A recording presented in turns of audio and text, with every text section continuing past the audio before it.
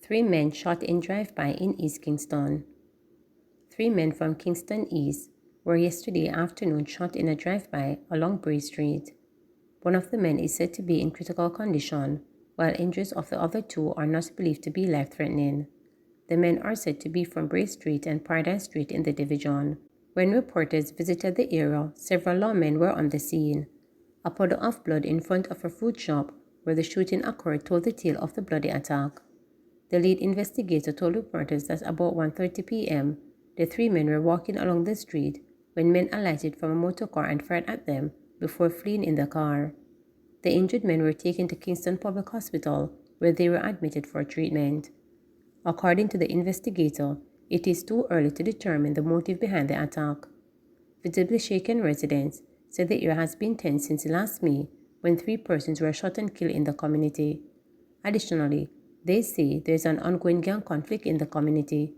Sometimes we're just afraid to come a road, one resident said. Another, who had to flee to escape the shooting, said, "Me just happy school never over, cause if school did over, the children them would have right in a heat where the shooting happened, waiting on taxi." 14-year-old boy charged with shop breaking. A 14-year-old Kingston teen has been charged with shop breaking and larceny following an incident on Lad Lane in the parish on January 25th. The Central Police say about 10:30 p.m., the complainant secured the lock of her shop and the teen later cut the grill and entered the premises.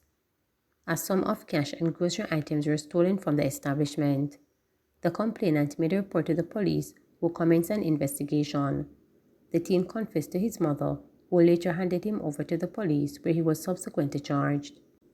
Teachers urged to avoid confrontation with students after Belmont Academy brawl. President of the Jamaica Teachers Association, Leighton Johnson, has urged teachers to exercise restraint and avoid engaging in confrontations with students. His remarks come in response to a widely circulated video on social media depicting a physical altercation between a teacher and a student at Belmont Academy in Westmoreland.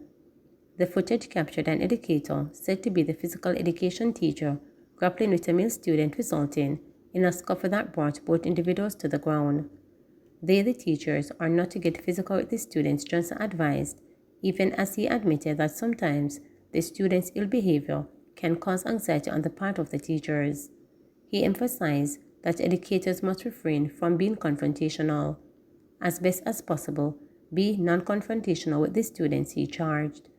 He instead encouraged educators to utilize other ways of diffusing tension as they arise, adding that teachers should endeavor to remain professional in all circumstances. Our members are going to be the ones who are exposed to these kinds of behaviors, so we wanted them to be prepared as best as possible to equip themselves with additional ways to assist students in utilizing the conflict resolution strategies, he stated. While not disputing that disagreements will happen, Johnson urged students to deal with their conflicts in a kind manner. As a society and as an association, we always and will always continue to encourage the students to deal with and treat with these differences amicably.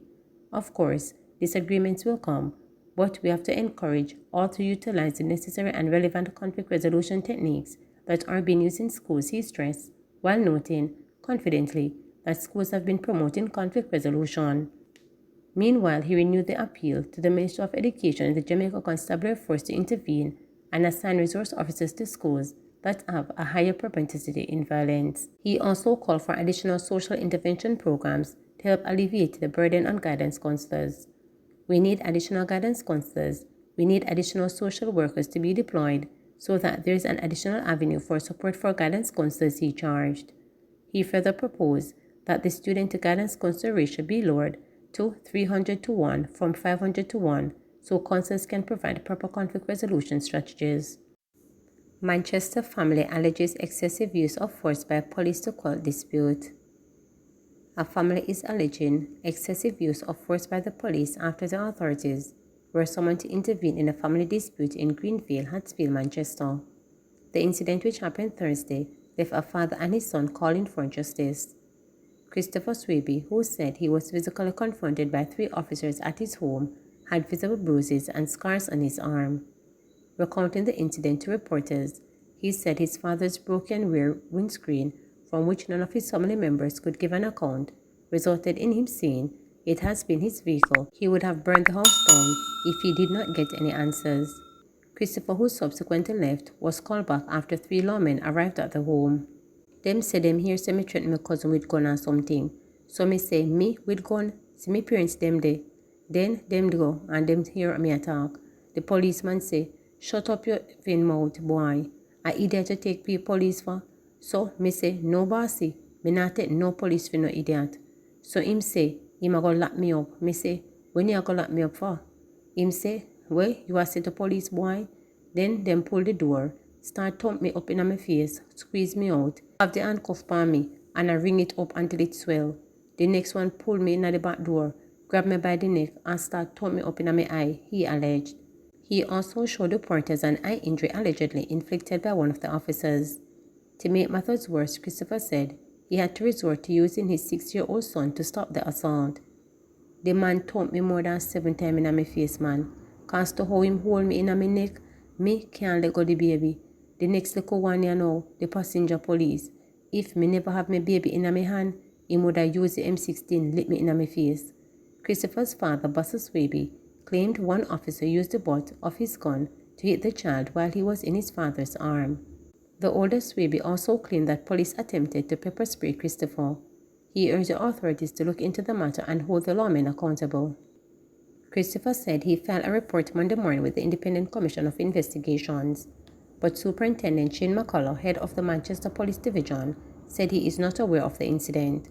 Superintendent McCullough added that a formal report has not been made to the police, therefore, an investigation cannot be launched. Education and Justice Ministries renew partnership for peace in schools. The Ministries of Education and Justice are continuing efforts to support and promote peace in schools across Jamaica.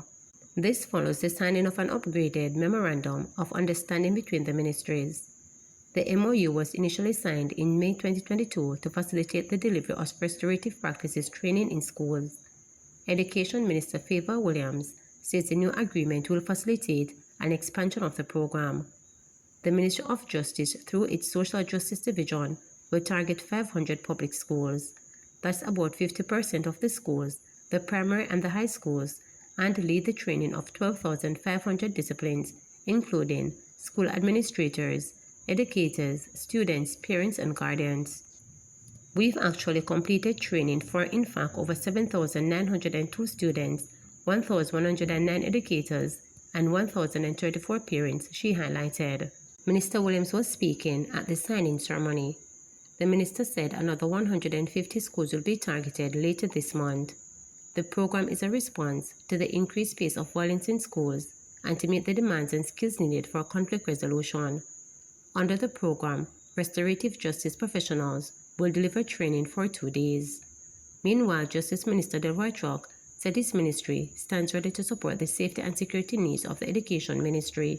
He offered to provide as many facilitators as necessary in schools to educate students about restorative justice.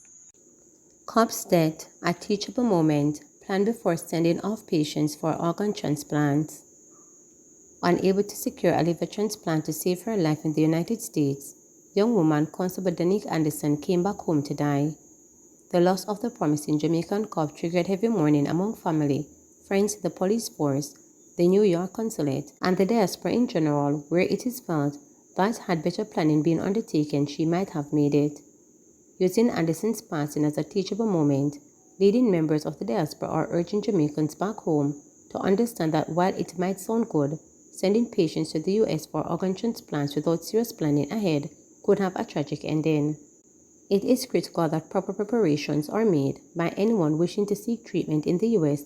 for autoimmune hepatitis, the liver condition for which Anderson died from, said Claudette Powell, a registered nurse who chairs the Global Jamaica Diaspora Health Sector for the Northeast U.S.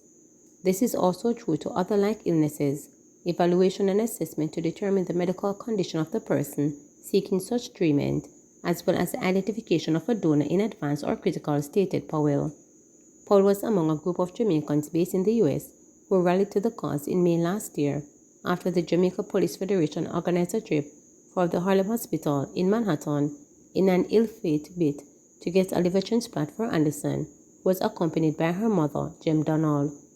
Unable to find a donor in time, Anderson returned home and died at the University Hospital of the West Indies on December 23, 2023. She had won the hearts of members of the police force after graduating at the top of her class as the lone female in the 2019 batch of 196 constables from the Jamaica Police Academy. She served at the Four Pass and several other police stations in Clarendon, even as she battled her illness. Paul said the Federation meant well, but the trip was not properly thought out, nor was the complexity of such arrangements properly understood, suggesting that Jamaicans look also to Cuba and India for less expensive organ services. Paul told reporters that the entire diaspora, especially those of us who have formed a close bond with Constable Anderson, is saddened over her death. Among those providing assistance for Anderson were Jamaican Consulate General in New York, Ashton Wilson, medical doctors Robert Clark, Gary Roll, and Maurice Wright, Michelle Neal Tolo, the Global Jamaica Diaspora representative of the U.S. Northeast, and Dr. Rupert Francis, chairman of the Diaspora Crime Intervention and Prevention Task Force. Please remember to subscribe, like, share, and click the notification bell for daily updates.